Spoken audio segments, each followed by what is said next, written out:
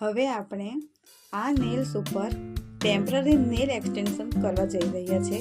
તો પહેલાંની પ્રોસેસ પ્રમાણે આપણે હવે ક્યુટિકલ પુસર લઈ લીધું છે અને એનાથી ધીમે ધીમે હળવા હાથે પાછળની તરફ ધકેલવાનું છે સ્કિનને, જેથી આપણો નખ સાઇઝમાં મોટો અને ક્લીન દેખાય. આ રીતે ધીમે ધીમે હળવા હાથે લગાવવું અને ધ્યાન રાખવું કે ક્લાયન્ટને નેલ આર્ટ કરાવતી વખતે કોઈ ઈજા ન પહોંચે, કેમ કે આ બધી બાબતો વધારે પડતી ધ્યાન રાખવાની છે. જેમ કે આ ક્યુટિકલ પુશરથી આપણે આ ક્યુટિકલને આ રીતે પુશ કરી રહ્યા છે ત્યારે આ લાઈન દેખાઈ રહી છે. આ તમે મારા હાથમાં જોઈ શકો છો. આ જે આ લાઈન છે, આ ક્યુટિકલ લાઈન છે. જ્યારે કોઈક લોકોના ઘણા મોટા પણ હોય, જેમ કે આ મારા તમે જોઈ રહ્યા છો કે મારા ક્યુટિકલ મોટા છે, તો આ ક્યુટિકલ કટરની મદદથી તમે આ રીતે સાચવીને કટ કરી શકો છો. મેં કટ કરતી છું મારા હાથના, તમે આ જોઈ શકો છો. જો આ જે વધારાની સ્કિન હતી ને એ આ અંદર આવી ગઈ છે. આ રીતે હું તમને નેક્સ્ટ વિડીયોમાં બતાવીશ કે આ જેના ક્યુટિકલ વધારે પડતા હોય, જેમ કે મારા છે ને, એમ કોઈક બીજો ક્લાયન્ટ આવે તો હું એમના પર કરીને તમને બતાવીશ કે આ ક્યુટિકલને કટ કેવી રીતે કરવાના.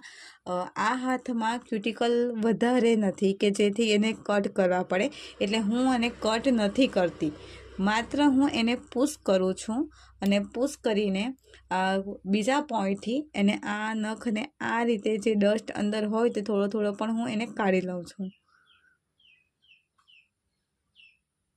આ રીતે કાઢી લેવાનું છે.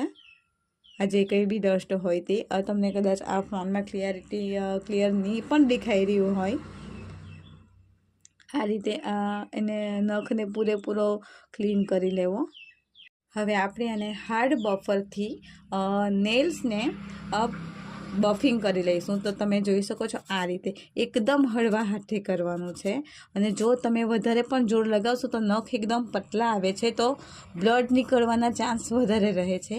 એટલે તમારે મેઇન ફોકસ આ બફિંગ પર કરવાનું છે. જો પહેલાં તો આ રીતે એમ કરવાનું છે ઉપરથી હાથ રાખીને, પછી આ રીતે આડો હાથ રાખીને, અને પછી આ હાથને એક તરફ નીચેનો હાથ રાખીને આ રીતે તમારે બફિંગ કરવાનું છે. અને ખૂબ જ ધ્યાનપૂર્વક કરવાનું રહેશે. તમારે આ રીતે તમારે હળવા હાથે બફિંગ કરવાનું રહેશે, જેમ કે હું કરું છું.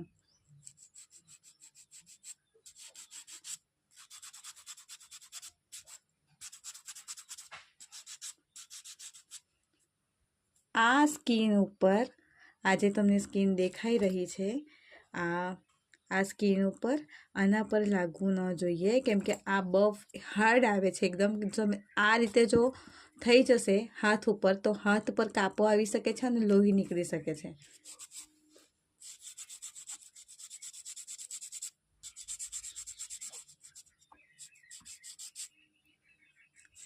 આ રીતે બધા નખને તમારે પહેલાં તો બફ કરવાનું રહેશે, બફિંગ.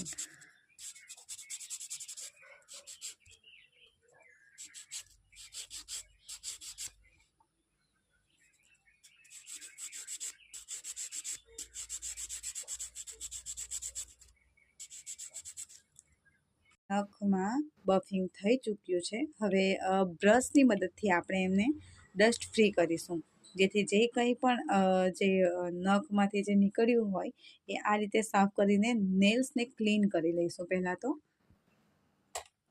હવે ત્યાર પછી આપણે એના પર નેલ હાઇડ્રેટર લગાવીશું. નેલ હાઇડ્રેટર વિથ પ્રાઇમર લગાવવાની જરૂર નથી, કેમ કે આ હાઇડ્રેટરમાં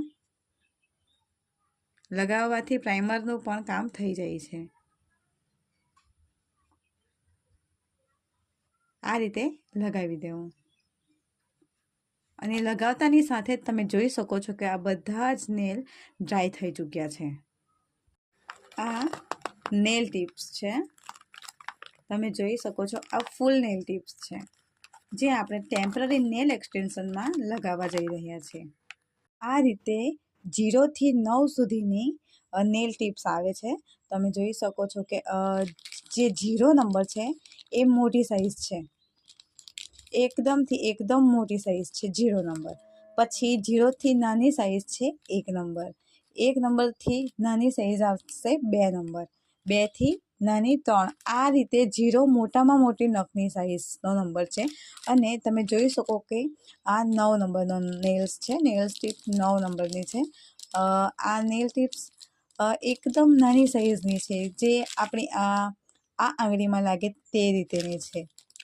એટલે તમને આઈડિયા આવી ગયો હશે કે આ નેલ જે ટિપ્સ છે આ 0 નંબરની છે અને આ એકદમ મોટી સાઈઝ છે. એનાથી નાની 1 નંબર, એનાથી નાની 2 નંબર, આવી રીતે તમે બધી જ નેલ ટિપ્સ, પગ હોય કે નખની નેલ ટિપ્સ હોય, હાફ નેલ ટિપ્સ હોય કે ફૂલ નેલ ટિપ્સ હોય, એ બધી તમને આ રીતે નંબર વાઇઝ મળશે. અને આ તમારે નંબરને ચેક કરીને નેલ્સ ઉપર લગાવીને કઈ સાઈઝનો કયો નખ છે એ રીતે લેવાની રહેશે. એ હું તમને અત્યારે બતાવું છું. હવે આપણે 0 નંબર છે, જે એકદમ મોટી સાઈઝ છે, અને આ મારા ક્લાયન્ટને તમે હાથ જોઈ લો, એમની પણ નખની સાઈઝ વધારે મોટી છે, એટલે આપણે તે લગાવવાનું છે. તો કેવી રીતે એ તમને હું બતાવું.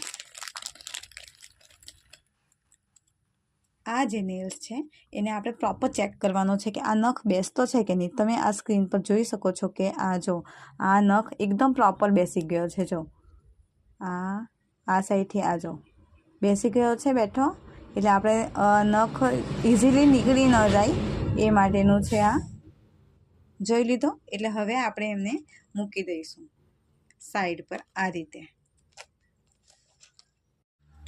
આ નખ જોઈ લેજો. આ જો પ્રોપર બેસતો નખ છે, જો તમે જોઈ શકો છો. આ નખમાં આ રીતે મૂકવાનો છે.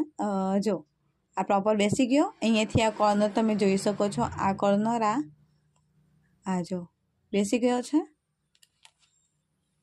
આ નખ તમે જોઈ શકો છો સ્ક્રીન પર, કે તમને પણ અંદાજો જોઈને આવી ગયો હશે કે આ નખ નથી બેસતો. જો આ અહીંયા કેટલી ગેપ છૂટી જાય છે, તમે સ્ક્રીન પર જોઈ શકો છો.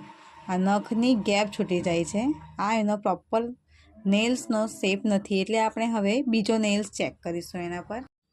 આ નખ આ આંગળી પર આ બંધ બેસતો આવી જાય છે. તમે જોયું.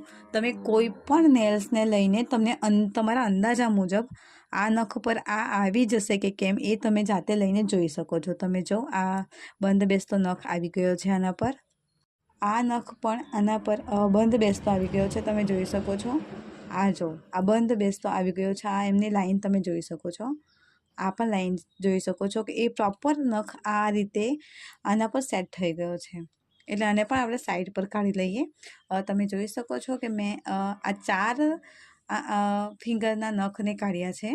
આ 4, તો આ 1 2 3 4, કેમ કે અંગૂઠો અહીંયા છે, તો આ રીતે તમે કાઉન્ટ કરીને રાખી શકો છો કે આ અંગૂઠાનો છે, આ આંગળીનો છે, આ આંગળીનો છે. આ રીતે તમે રાખી શકો. હવે જો આ અંદાજા મુજબ મેં આ નખ કાઢ્યો હતો કે આ બેસી જશે કે કેમ, તો તમે આ પ્રોપર જોઈ શકો છો. જો આ નખ બેસી ગયો છે.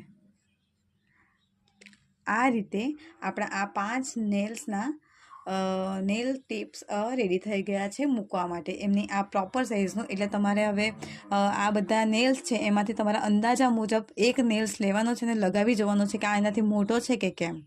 અને જો એના નખથી આ બંધ બેસતો હોય, તમે જોઈ શકો છો. આ જો આ પ્રોપર બેસી ગયો છે.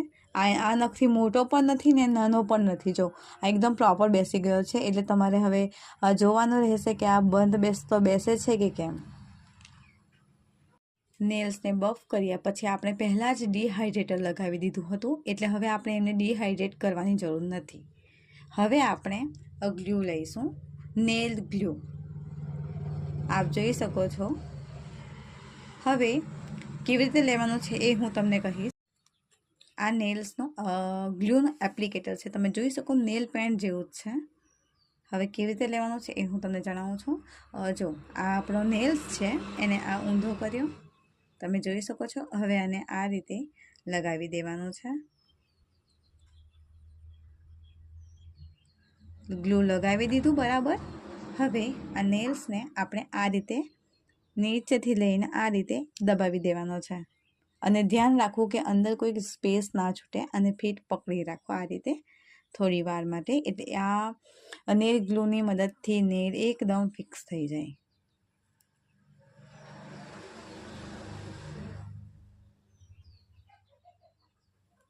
આ થઈ ગયો છે નેલ્સ. હવે આપણે બીજો નેલ્સ લઈશું. એટલે હવે આ લીધો તો એકવાર આપણે એને ચેક કરી જ લેવાનું છે, કેમ કે આ એકવાર ફિક્સ થઈ જશે તો નીકળશે નહીં. આ રીતે હવે આપણે પાછા ફરીથી ગ્લુ લઈશું અને આ રીતે ગ્લુ લગાવી દઈશું.